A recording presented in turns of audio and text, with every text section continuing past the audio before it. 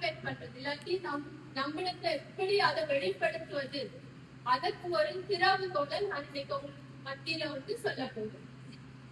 அதற்கு ஆதாரமாக ஒரு வசனத்தை வாசிப்போம். யோசுவா 1ஆம் அதிகாரம் 8வது வசனத்தை வாசிப்போம்.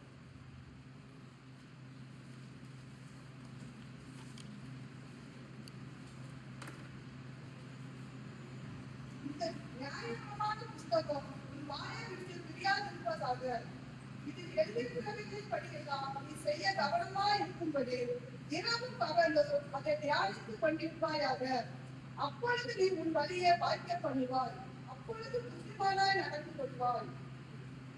நாம் இந்த வசனத்துல வாசிக்கிறப்ப நியாயப்பிரமாண புஸ்தகம் நம்முடைய வாயை விட்டு பிரியாதிருக்க வேண்டும். தேவனுடைய வார்த்தை ஜீவனுள்ள வார்த்தை, அது நம்முடைய வாயை விட்டு பிரியாததாய் இருக்க வேண்டும். நாம் தினமும் தேவனுடைய வார்த்தையை உச்சரிக்கிறவர்களாக இருக்க வேண்டும். அது நம்ம வழி நடத்தும், அது நம்முடைய ஆத்துமாக உயர்த்திக்கும். வேத வசனத்துல நம்ம பார்க்கும் போது லூக்கா 6ஆம் அதிகாரம் 45வது வசனத்துல நம்ம பார்க்கிறோம், இருதயத்தின் நிறைவினால வாய் பேசும். முதலாவது, எல்லா கிறிஸ்தவ நாம் அநேக பிரசங்கங்களை கேட்போம், அநேக வசனங்களை வாசிப்போம், அநேக வசனங்களை தியானிப்போம். ஆனால் நம்முடைய வாழ்க்கையில நாம சிந்திக்க வேண்டிய ஒன்று இருக்கிறது. நாம் ஒவ்வொரு நாளும் தேவனுடைய வார்த்தைய நம்முடைய நாடுனால அறிக்கை செய்கிறவங்களா காணப்படுகிறோமா? அதுதான் நான் இன்னைக்கு உங்ககிட்ட கேட்கிற கேள்வி. நாம தேவனுடைய வசனத்தை வாசிக்கிறதோட மட்டுமல்லாம அவருடைய வார்த்தை, அவருடைய ஜீவனுள்ள வார்த்தைய அந்த தினமும் அவர் நம்முடைய நாவினால அறிக்கை செய்கிறவர்களாக காணப்பட வேண்டும். லூக்கா 8ஆம் அதிகாரம் 45ஆம் வசனத்துல இருதயத்தின் நிறைவினால் வாய் பேசும். இருதயம், நம்முடைய இருதயம் எவ்விதம் நிரம்பி இருக்கிறதோ அதுதான் நம்முடைய நாவில இருந்து வெளிப்படுத்ததா இருக்கிறது. நம்முடைய இருதயம் தேவனுடைய வசனத்தினால, தேவனுடைய ஜீவனுள்ள வார்த்தையினால நிரம்பி இருந்தால் அது நம்மிடத்துல இருந்து வெளிப்படும். நம்முடைய வாழ்க்கையில் எல்லா சூழ்நிலைகளிலும் அது நம்மிடத்துல இருந்து வெளிப்படுகிறதா காணப்பட வேண்டும்.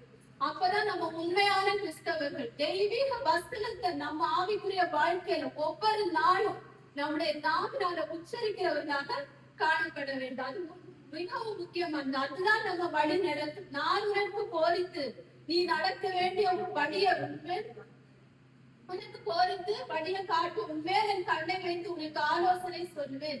அந்த வசனத்தின் ஒவ்வொரு நாளும் தேவனுடைய வார்த்தையை நம்முடைய நாவினால் அறிக்கை போடுற போது, அறிக்கை இடுகிற போது அது நம்மள வழி நடத்துகிறதா இருக்கிறது. நம்முடைய வாழ்க்கையில நம்ம சோர்ந்து போகிறப்ப, இல்லாட்டி நம்ம யாருமே தேற்றுவார் இல்லாம பல நேரங்களை தவிக்கிறப்ப நமக்கு தேவனுடைய ஜீவனுள்ள வார்த்தை நம்மை தேற்றுகிறதாக காணப்படுகிறது. அதை நம்ம எவ்விதம் அறிக்கை செய்ய வேண்டும் என்று பார்க்கிறோம். ரோமர் 10ஆம் அதிகாரம் 10ஆம் வசனத்தை வாசிக்க கேட்டுக்கொள்கிறேன். ரோமர் 10ஆம் அதிகாரம் 10வது வசனம். நீதி உண்டாக இருதயத்திலே விசுவாசிக்கப்படும், நற்செய்தி உண்டாக வாயினாலே அறிக்கை பண்ணப்படும். நாம் இந்த வசனத்துல வாசிக்கிறப்ப நீதி உண்டாக இருதயத்துல விசுவாசிக்கப்படும், ரட்சிப்பு உண்டாக வாயினாலே அறிக்கை பண்ணப்படும். நாம் இந்த வசனத்துல வாசிக்கிறோம், ரட்சிப்பு உண்டாக நாம் வாயினால அறிக்கை செய்யணும். நம்ம வேத வசனத்தை வாசிக்கிறது மட்டுமில்ல, அதை விசுவாசத்தோட நம்முடைய இருதயத்துல விசுவாசித்து அதை நம்முடைய நாவினால அறிக்கை பண்ணுகிறவர்களாக காணப்பட வேண்டும். நாம் நாவினால அறிக்கை பண்ணும் போதுதான் தெய்வீக கிரியை நம்முடைய வாழ்க்கையில காண முடியும். அது நமக்கு கிரகிக்க கூடாத பெரிய அதிசயங்களை நம்முடைய வாழ்க்கையில செய்கிறதாக காணப்படுகிறது. அவ்வளவு வல்லமை நிறைந்தது தெய்வீக வசனம். அதை நாம் ஒவ்வொரு நாளும் நம்முடைய நாவினால் அறிக்கை செய்கிறவர்களாக காணப்பட வேண்டும். இதை நம்ம பார்க்கிறப்ப நாவினால் அறிக்கை செய்யும் போது நமக்கு எந்தெந்த நன்மை கிடைக்கிறது? நாம் வேதத்தில் அநேக பரிசுத்தவான்களை பார்க்க முடியும். விசேஷமாக சங்கீதக்காரனாகிய தாவீதை குறித்து நம்ம பார்க்கிறப்ப 1 சாமுவேல் 17ஆம் அதிகாரம் 45வது வசனத்துல நாம் வாசிக்கிற போது அங்கே நம்ம ஒரு இன்சிடென்ட பார்க்க முடியும். என்னன்னா, தாவீது பெரிய கோலியாத்து முன்பாக நிற்கிறார். அவன் மேய்ப்பன், அவன் ஆடுகளை மேய்த்து கொண்டிருந்தவர். அந்த தினமும் அவனுடைய வாழ்க்கையில ஒரு ஹேபிட் இருந்தது. என்னன்னா, டெய்லி வந்து தேவனை துதித்து பாடுகிறவரால் மாத்திரம் அல்ல, தேவன் அவருடைய நாவினால தேவன் எப்படிப்பட்டவர் என்று அறிக்கை செய்கிறவராக காணப்பட்டார். அதனாலதான் அவனுக்கு முன்னாடி கோலியாத் வந்த போது அது அவனுக்கு பெரிய விஷயமா தெரியவே இல்லை. அவன் என்ன பண்ண, அவனுடைய நாவினால என்ன சொல்லுகிற அந்த கோலியாத்தை பார்த்து, நீ நிந்திக்கிற இஸ்ரவேலின் ராணுவங்களின் சேனைகளின் கர்த்தராகிய தேவன் ஒண்ணு வீழ்த்த போகிறார் அப்படின்னு சொல்லுகிறார்.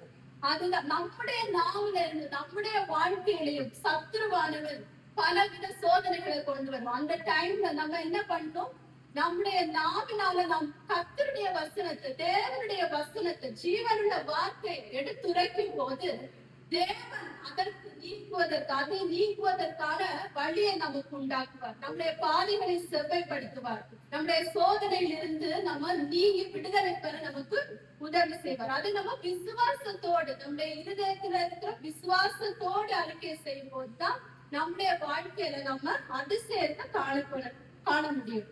இன்னும் நம்ம பார்க்கும் போது தேவன் இந்த உலகத்தை உருவாக்குனார். எப்படி உருவாக்குனார்? வார்த்தையினால உருவாக்கினார். ஆதியாகமம் 1:2 பார்க்கும் போது பூமியானது வெறுமையும் ஒழுங்கின்மையுமா இருந்தது. பூமியில ஒன்றுமே இல்லை, ஷேப்பே இல்லாதது. அந்த டைம்ல ஆண்டவர் தேவன் ஆவியா இருந்தார்.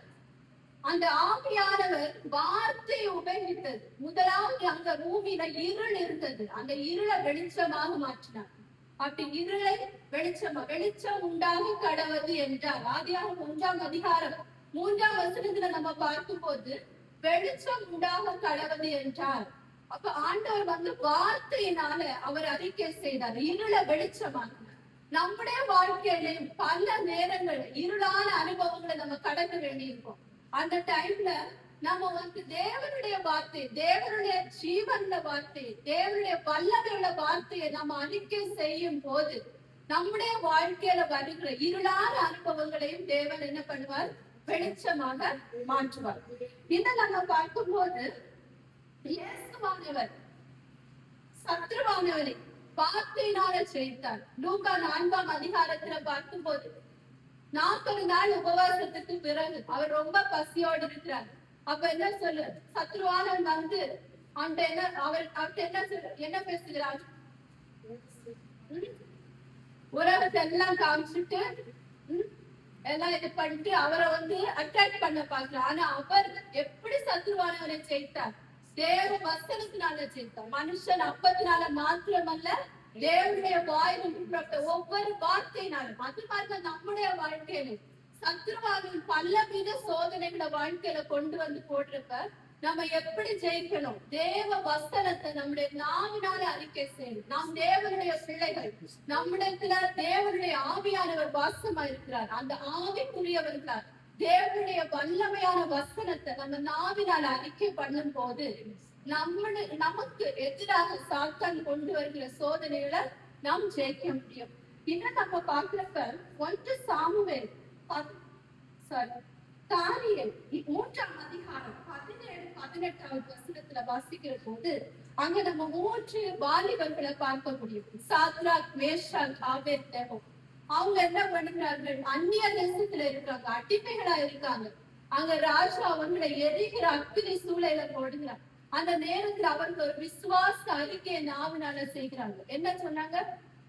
நாங்கள் ஆராதிக்கிற தேவன் எங்களை தப்புவிக்க வல்லவராய் இருக்கிறார். அவர் எரிகிற அக்கினி சூளைக்கும் ராஜாவாகிய உங்களுடைய கைக்கும் எங்களை நீங்களாக்கி விடுவிப்பார்.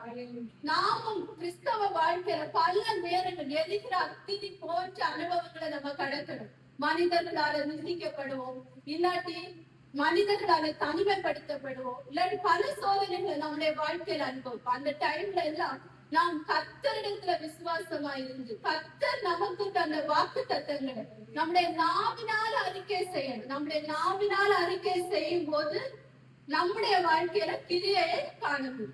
நம்முடைய நமக்கு எல்லாருக்கும் தெரியும் வேத வசனம் எப்படிப்பட்டது, எவ்வளவு வல்லமை உள்ளது. அந்த ஜீவனுடைய வார்த்தையை நம்முடைய வாழ்க்கையில இருந்து நம்முடைய வாயினால அறிக்கை செய்யும் போது அதனால நம்முடைய ஆத்மாவில நம்ம உயிர்ப்பிக்கப்பட முடியும். சோர்ந்து போகிற நேரங்கள் எல்லாம் திடனற்ற சமயங்களில் எல்லாம் நாம் நம்முடைய வார்த்தை, நம்முடைய வாயினால என்னால முடியாது, எனக்கு என்ன ஆகும் அப்படி நெகட்டிவ் தாட்ஸ் நம்ம எப்பவுமே கிறிஸ்தவர்களா இருக்கிற நம்முடைய வாழ்க்கையில நம்ம நினைக்கவே கூடாது. ஏன்னா நம்ம ஏசப்பாவுடைய பிள்ளைகள். ஏசு எப்படி நமக்கு மாதிரி வச்சிருக்காரு, அவர் வார்த்தையினால எவ்வளவு பெரிய காரியங்களை செய்திருக்கிறார். நம்ம சுவிசேஷத்துல வாசிக்க முடியும்.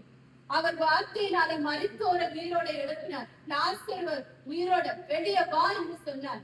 எவருவின் மகளை தலித்தாகுமே, சிறு பெண்ணை எழுந்திரு அப்படின்னு வார்த்தையினாலதான் சொன்னார். மரித்தோர்களை உயிர்ப்பிக்கிற வல்லமையும் தேவனுடைய வார்த்தைக்கு இருக்கிறது. நாம் ஒவ்வொரு நாளும் நம்முடைய வாழ்க்கையில கர்த்தராகிய இயேசு கிறிஸ்து நமக்கு இருக்கிற அவர் வைத்த முன்மாதிரியின்படி நம்ம வாயினால அவருடைய ஜீவனுள்ள வார்த்தையை அறிக்கை பண்ணுகிறவர்களாக காணப்பட வேண்டும். இந்த வசனங்களினால கர்த்தர்களை ஆசீர்வதிப்பாராக கூறி